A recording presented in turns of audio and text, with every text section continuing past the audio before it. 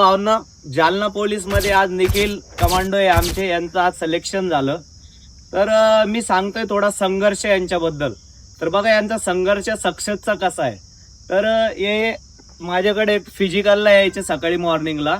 तर फिजिकलच्या इव्हेंट्समध्ये मला सांगा तुमच्या सगळ्या गोष्टी सलामध्ये, तुमचे 2 पाय आहे, हात आहे, बॉडी सलामध्ये सगळे. तुम्हाला 3-4 मार्कानं तुम्ही मायनस झाले तर हरून जात आहे, निगेटिव्ह होत आहे. त्यामुळे तुम्हाला एक मोटिवेट करतो भावनो. जसं की बघा यांचा मी थोडा संघर्ष सांगतो तुम्हाला. यांचा नाही का कमरामध्ये रीडच्या हड्डीमध्ये गॅप आहे भावनो, तरी यांचा संघर्ष थांबला नाही. का? कारण लागणं त्यांना पण आहे, लागणं तुम्हाला पण आहे, जिम्मेदारी सगळ्यावर आहे. त्यामुळे सक्सेस व्हायचं कोणाला आहे, माइंड ठरवते. त्यामुळे माइंड ना चला, निगेटिव्ह होऊ नका.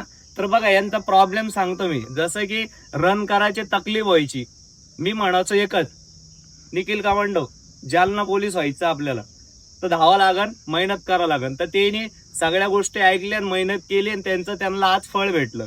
तर मला सांगा तुमच्या गोष्टी सगळ्या सलामत आहे. तुम्ही 2 मार्कांनी गेले, 4 मार्कांनी गेले, या बिगिनर पासून असन तर हार मानू नका भावांनो. आणि उठा आणि पेटा. येणाऱ्या भरतीमध्ये वर्दी तुमची, हा शब्द आहे माझा.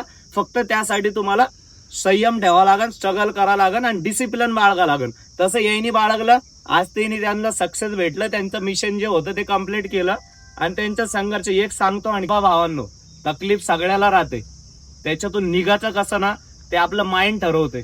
तर त्यामुळे कधी पण पॉझिटिव्ह राहा आणि संयमवर फोकस करा, स्ट्रगलवर आणि डिसिप्लिन, या 3-4 गोष्टी सोबत ठेवा. सक्सेस तुम्हाला पण भेटेल.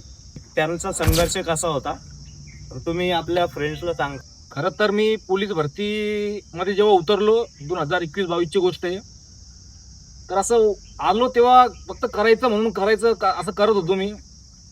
पण 2022ला ताईचं लग्न झालं. त्याच्यानंतर एक तर आपल्याला वडील नव्हते काय. मग त्याच्यानंतर गोष्टी समजायला लागलं की आईचं संघर्ष किती आपल्यासाठी.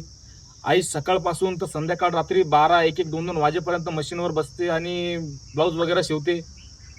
तर आईचं संघर्ष, त्यात आईला पाठीचा प्रॉब्लेम वगैरे, रात्री पण ते डोळ्याखाली सगळं हे झालेलं.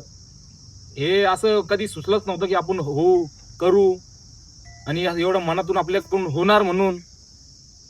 पण हे सगळं फक्त आईमुळं केलंय आणि आईसाठी केलेलं आहे, बाकी काही नाही. मला प्रॉब्लेम झाला तेव्हा पळता पळता एवढंच आठवण करत होतो की बाबा माझी आई.